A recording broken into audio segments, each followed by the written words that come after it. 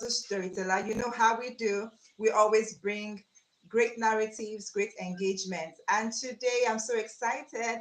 We have one of the, I like to describe her as multifaceted because she's always handsome when it comes to, you know, pushing the narrative forward as far as it has to do with building value, bringing value to the table. She's a value, I'll also describe her as a value oriented entrepreneur, very diversified. Without much further ado, let me just do a brief introduction and she'll just take off from here. Joy Iotu is the founder at Jewels Network. She's also a lead strategist and consultant at the Scratchboard and a former delivery management at Gemstone Nation Builders Foundation. And she started and she actually had a first degree from Bello University, went further and studied at Birmingham City University. She has a master's in creative enterprise. I mean, very rich profile, you will say, and you know, when you have such profiles like this, we're in for a great time. So, Joy, you to the entire team of E Plus the Storyteller, our amiable audience, and myself welcome you to this special segment of Meet the Guest with E Plus the Storyteller. And our theme is harnessing the creative space, no limits.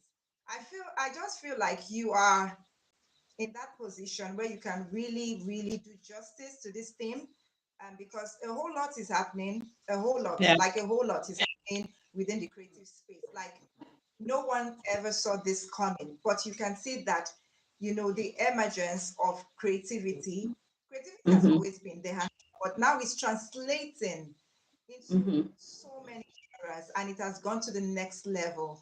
Yeah. Um, let me not talk too much. I need you to just take off from here. How are you doing, ma? I'm very well. Thank you so much for having me. Thank you for all the work that you do with kids. Really impressive work. Getting to birth writers and creatives, from them. So that's amazing. Well done. Well done. And thank you for having me again. I'm always happy to share what I know. I'm a teacher primarily. I'm a teacher, I'm a learner, I'm a sharer. So just it all rolls into one here. Thank you. Yeah, thank you. Thank you. Okay, so now we're looking, I've been looking at your works and I see that you're very passionate um, about, you know, adding values to lives generally. And it's your takeoff point for me, the way you're able to coordinate all of that. Can you share more with us, especially when it has to do with, you know, harnessing creativity and all that? What has the experience been like? And in today's world, where do you see us moving Okay. from here? Okay. Yeah. So I do quite a few things, right? I don't think there are too many things, right? Because I believe I'm a strong believer in being multi-potential, right? That means having the potential to do a lot of things. There's a difference between having potential and actually being that thing, right? So I believe that everybody has a lot of potential, what you can be, who you can be, what you can do. However, whether you get to do those things is another question. Right. So when you call someone multifaceted, what you're saying is that they've been able to harness the potential that they have and put it to work. So they are now known for that thing. So they become multi-talented or multifaceted or any of the multis, right? That you can apply. For me, I have the privilege rather of growing up in a home where my parents allowed me to do a number of things, Mm, right? So I was in children's club, I was in youth club and youth ministry and outreaches and things like that. So all that gave me exposure to the creative industries because in Sunday school or in children's club and things like that, you're dancing, you're singing, you're telling stories, you're everything. All children are allowed to do everything. You can even learn instruments and all of that. And then just moving from there into the teenage classes and teenage clubs is just an enhancement of it. So you then have the mentality that, you know what, I can do anything, right? I can try anything. And so I think I have held on to that mentality, right? Till today. If you're in any of my mentoring groups or my coaching classes or whatever, you will see that I encourage people to dabble. right? I want you to dabble in anything that you can find your hands to do, because even the Bible says, and I'm also a minister of the gospel. So of course I get my roots from a lot of those things in the Bible, right? The Bible encourages us to, cast your bread upon the water. That is everything you have, literally. Let it go, because you do not know which one becomes the one that you will eat from, which one becomes the mainstay. I did not plan to be a consultant growing up, right? I didn't. But just in my dabbling and all of that, I got in contact with a consultant. They put me through a few things. I worked with him for a few years. But so that was like, his name is Sami Koko. That was in Abuja, and then I moved on to do a master's where I did my creative enterprise master's, and then came back to Lagos. And after a few years, I met Fela Duratoye, who is another great, amazing transformational guru who I learned more consulting under, and so it led me on that path. However, I kept writing because I have a few books published and a few waiting to be published. I kept going back to learn. So I think learning is also the core that helps you be multifaceted, because you learn, so you gain expertise in areas, and the more expertise you gain, the better time management you learn, because the more mastery you have in a thing, the fewer hours or the less time you need to do it, right? And then if you have less time to do it, that means you have more time to do other things. So actually, somebody asked me this question on Sunday. They say, how do you manage to balance everything? I said, there's no balance to everything. What you need to understand is, in every phase of your life, there is something that should take priority, right? So you need to understand balance in that sense. It's not 50-50, 30-60. No, is that what takes priority now? How do I align all the things that I do so that I am prioritizing the right thing for the now? So right now I have deprioritized consulting right now because I'm birthing a new company. Not because I'm not consulting anymore, but I probably am not marketing it as I would, because right now in my phase of life, there is a new thing I'm betting, right? There was a time when I was just having my kids. So having kids became priority. But then I thought about it. If I'm having kids, I can also be writing, right? I don't need, there are two things that can go together. Do you understand what I'm saying? So when they say mastering your time or time management, what that means is that you understand what you need to be doing at the time. You understand what should be priority at the time. You understand the things that go together. You understand how you can multitask and what can be multitasked together, because we actually do not teach people to multitask. We actually say, as much as possible, don't multitask. Yeah, as much as possible, do one thing at a time so that that thing has your full attention and you can be 100% at it. But if there are two things that you can be 70% or 60% at the same time, but still show some excellence, at it, then go ahead and merge them. But as much as possible, read your seasons, read your moments, read your phases in life so that you know you're doing what you should be doing or prioritizing right at that time, especially as a creative. Creatives are multi-potentialites, right? There's always something new you can do, or something you have become great at. You understand what I mean? So creatives are the ones that need to think about it. What must I bet right now? What must I grow right now? How do I do what I'm doing? What are the things I can do together? Am I a songwriter and an artist? Those can go together. But can maybe, having a fashion show and doing an auction go together? You have to think like that. That's where the work is. But that you are able to bet and give things, oh, we already are graced, to do that. So Wow, that's that's it. I hope I answered amazing. the question. Thank you. Amazing. I mean, this like a lot. I like that you're able to also infuse that prioritizing time, because I feel like that's what most of us really need to pay more Mm-hmm. attention to, you know. And now, Okay. while you were even sharing, then it just dawned on me that, how about, can we talk about those people who, because often I hear that people say, wow, I would have loved to, I know I am creative in this area, this, then they talk about time, more like, probably if I am much younger, or when I was much younger, I had the opportunity, so to speak. So Yeah. in my head, I'm like, it does. Where does that? where is that part where we begin to say, okay, opportunity plays a major role? Or is there any such thing? Do you think that opportunity plays a major role, especially for those who feel like, okay, they didn't grow up with a silver spoon and all that? I would like you to really address that. Okay, so I like to look at opportunity in two ways, right? There is opportunity that presents itself. So you have nothing to do with it. It just shows up, right? Your responsibility is to grab that opportunity with your hands, your legs, and everything you can and make it work. But then there's opportunity that you create for yourself. Okay. And you create opportunity for yourself by being bold and courageous, by taking steps in the direction that you desire, right? That's you creating the opportunity for yourself to become the person. So, for instance, E plus is you. If you never took steps to create it, the opportunity to be here talking to me right now will not exist, right? But again, there might be other opportunities that will come to you to come and train people in maybe creative writing or something. Those things come and find you. You don't have to do anything for them. However, those opportunities might be precedent on people perceiving that you have the qualifications or the expertise in the area that they desire or that they want, right? So when it comes to saying, "Oh, I lost the opportunity or time or something," well, it's true that that particular opportunity has gone, but that doesn't mean you can't create the opportunity for yourself.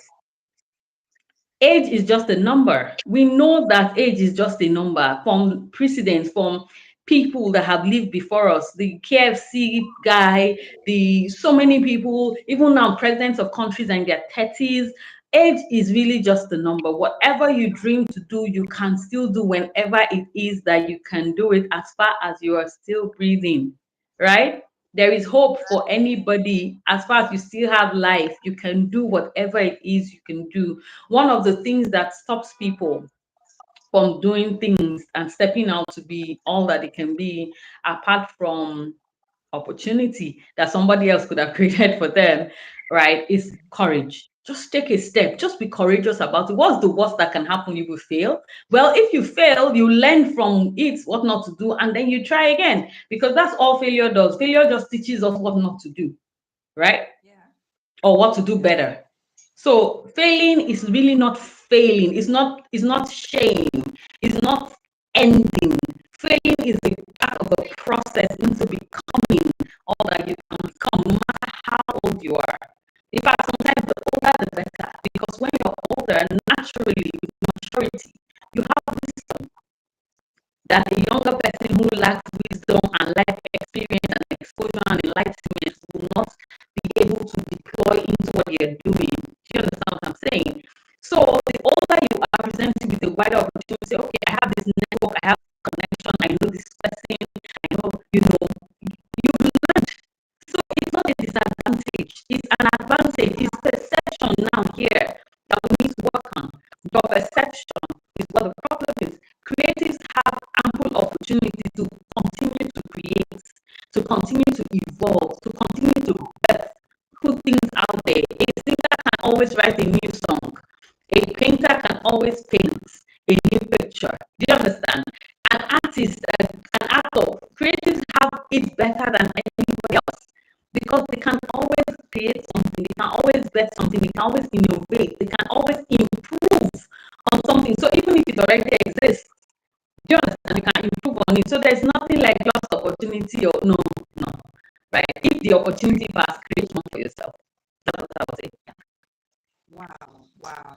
I think you've been able to, you've been able to put this in perspective. That's an eye opener there. Creatives always have that ample opportunity to improve on something. I even like the fact that you've been able to share that aside from even creating, you can improve on what is already What existing. Yeah. That was some joy. Thank you so much. I mean, this is back to back nuggets, not like Okay, so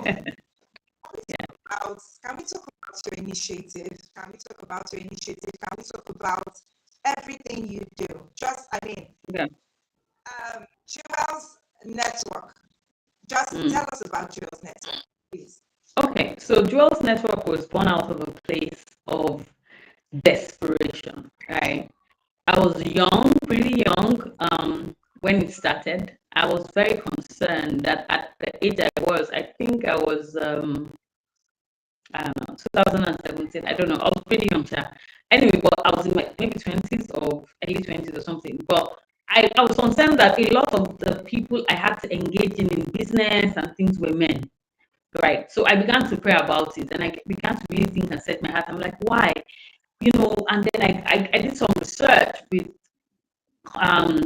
research and papers and all of that that had come from global organizations like the UN and all those platforms that said, oh, women are generally stunted in their growth, whether in business or in career, because of general life challenges like having children, getting married to someone who doesn't want you to progress, or living in certain communities that are male dominated and all of those things. So I was like, okay, what if women create support systems for themselves where they can actually handhold each other into overcoming those things? Because as far as I was concerned, and growing up from where I was, my mom is a professor, my dad is this. I wasn't exposed directly to that kind of society until I began to live my own life for myself and trying to make a way for myself. So that's how it started.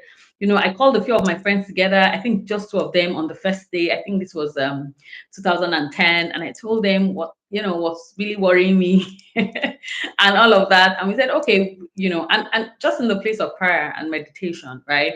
I got to understand that women are precious, right? They're precious stone. I also read the book by an author called Jean Edwards called Divine Romance, where it was like he explained the place of the woman in creation and all of that. So putting all of that together and my understanding, I started Jewels Network.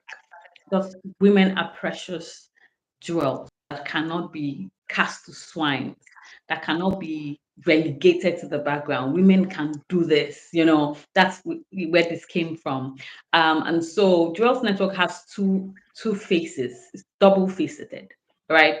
We have resourceful women who are like you and I, who earn an income, who have a career or business or purchasing power, right? And then we have vulnerable women who do not have these things, right? Who are in low income communities, who are in vulnerable cities, who are just not able to support themselves resourcefully.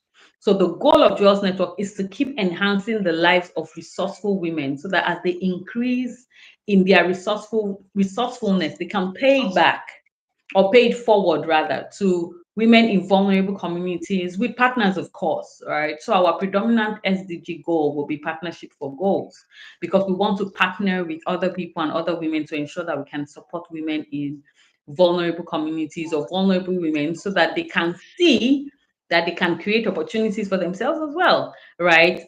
So that's really what Jewels is about. So we focus on the health and the wealth of the woman, not everything about health though, just basic health. So we partner with other people that do more specific things, but for us we do like basic health medical outreaches to the women with doctors and nurses. And then when we find out if there are any specific thing that they need, then we engage other organizations that can help, right, to provide those things. Like we have a sister organization that is into breast cancer awareness and treatment and all of that. So we work very closely with them, and then we keep looking for partners to help other things. But the core of what Jewels is about is women's health and wealth. How can we ensure that women improve in their health, take care of themselves, and also improve in their wealth so that they can also take care of themselves and their families, right? And so these resourceful women can be anybody, really. But our focus with vulnerable women are single mothers, right? Who do not have any other support system apart from themselves and their children. Because if sometimes married women have the support of their husbands or husband's family or something, but many times single women do not have that. In fact, many of them that you find in these low income communities do not have family with them. They're just with themselves and their kids struggling to make it. And so there are different levels of issues, right? But the main thing is creating that community, creating that support system where people can support you through every phase of life. So within Jewels, we have a platform called Wives Room, where all the people, they are wives for the resourceful women, and they talk about marriage and their struggles and how they're overcoming whatever challenges they are and becoming the best version of themselves. We have a group for business women, business and career, where they do the same thing. So it's about support, enhancement, transformation, right? And then we have a general support group where anytime we have an outreach, these women are the first to respond, right? And then after they respond, we can now get partners and all of that. So it's just a group of women, right? We have a small group of 40 something women, we have a larger group of 100 plus who always come together about 5 or 6 times a year to do outreaches and interventions in Takwabi community, which is for now our adopted community. We are trusting God to help us adopt more. But for now, we have been working in Takwa Bay where we, mentor teenage girls and provide them sanitary kits. It's called the Dignity Kits, right? Mentor the women as well and do, basic medical health for them, give them workshops on sex and mental education and health.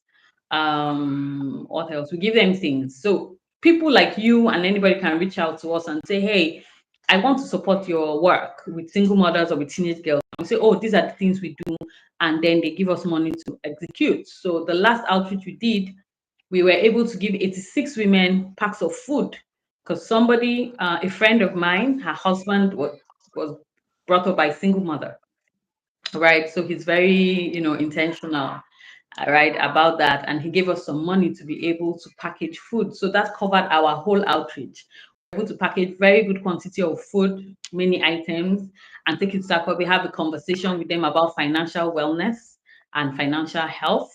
And then we give them the food, and we also did sanitary kits for the teenage girls. So we always try to do programs side by side so that, as much as possible, we cater to needs of these people. So yeah, I know I've said a lot of things for Jewels Network, but if you think about it as the health and the wealth of the woman with basic needs, just to ensure that they have their basic things attended to, and then we partner with other organizations that can help us handle specific things. So we are constantly having conversations. I had a meeting this morning before this call with an organization Yeah. that does sex education. um, so we are partnering for our next outreach. They're going to come and handle that aspect of that, for us and all of that. So yeah, so that's Joe's Network. Just Wow. bringing That, women that's like together that. to enhance women. Yeah. That's really commendable. And I Thank mean, you. I see the holistic framework and all of that. That's really commendable. And is this more like it's of course it's global for all women and yeah. Yes, yes. And even though we've been doing it in Nigeria, we have a few people that are not in Nigeria. We have few people in the US, we have somebody in Copenhagen, we have people that are in different places. The goal is that eventually we are able to replicate the model in different communities using sisterhoods and Okay. groups of women that exist, whether they exist as Jewels Network or they exist as another group. The goal is just to ensure that single mothers are cared for in specific ways. Yeah. Children are sent back to school by these single mothers have teenage girls that need serious attention because they are increasingly becoming single mothers themselves because that's the model they see, right? And we have to work with them to mentor them and ensure that they see other role models other than their mothers, right? Their children don't go to school because they are hardly able to cater. Because you see single mothers having 4, 5 children and they don't have support systems. They live in high risk communities where they do not have jobs or they can't do much. They all of them are cooking, all of them are sewing, all of them are you get what I mean. So we have to also pay school fees. So we are constantly looking for people who are willing to adopt the school fees of these children and pay through their secondary school. But whatever community that has single mothers in, we are very happy to collaborate with the women there, share our templates, come and work with them just to make sure that no woman is left out of a support system. Yeah, Mhm. Yeah. so that's it. Yeah. That's amazing. And I can see Okay. that, just looking at all of this, I can see that you've one is able to and I was just pondering and I had this narrative just playing in my head. Actually, passion do drive one towards, discovering one's niche. For you Mhm. now, I see your niche as tilting towards just ensuring that these single mothers do have for life. They are Mhm. not tagged and they are not like, put in a corner where you just hear. I mean, the default gesture or the default response when you hear Mhm. single mother, it's more like, okay, nothing much, But with Yeah. what you're doing, yes, yes, with what you're doing, Hmm. I see you really changing that narrative. And so I would just ask for you, what is really value? How can you define value? Well, I've never really thought about having to define value because I think value in itself is something. I don't know. Can you still hear me? Because I think your video is kind of frozen. Um, I hope you can. Um, so I'll just keep talking. So value for me is being able to enhance a person, a community, or maybe a situation. Just enhancement. Value brings enhancement, right? Value brings nurturing. Value brings increase. So that for me is value. And every time you're able to give value, right, you are able to support somebody, you're able to improve community, you're able to improve a situation. That's value. So products bring value, services give value. That's how I see value, something that you're able to give that people need, that changes the situation, that upgrades the situation, that enhances something. So I think that word enhance really works very well, in alignment with the definition of value. Right. Right.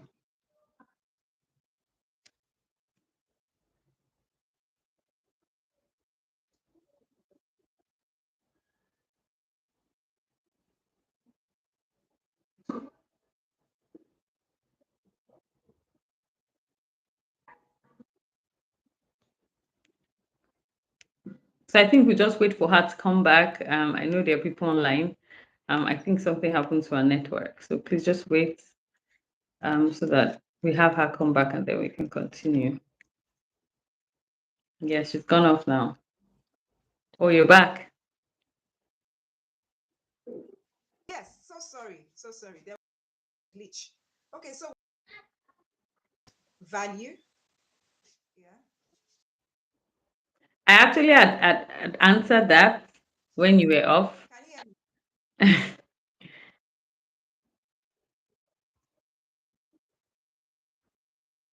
When, I mean, that narrative, especially with regards to how people Mm-hmm. see single mothers, and it's commendable. And I say that, I was saying that how passion Mm-hmm. drives you to discover your Mm-hmm. niche.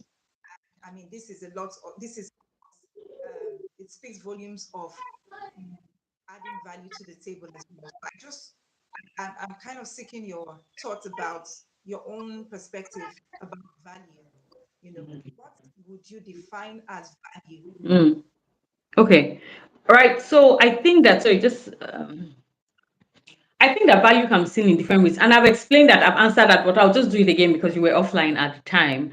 I think value is enhancement. Value is bringing something of worth to the table.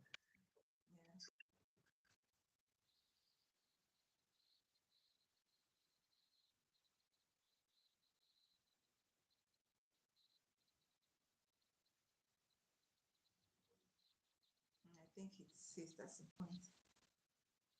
Okay. I think this is a network age. Let's see.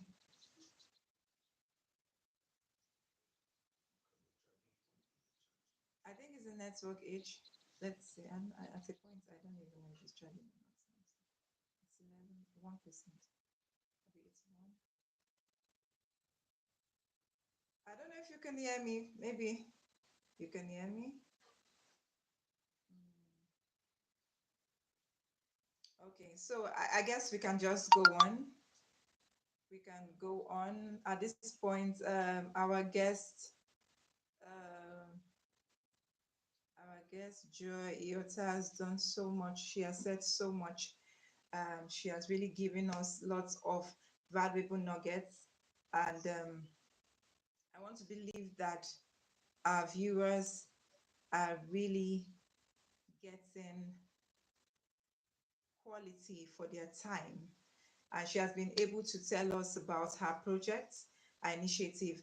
and how they're bringing value to the table with regards to impacting lives, especially in the lives of single mothers. I feel that's a very commendable step she has taken there with her initiative.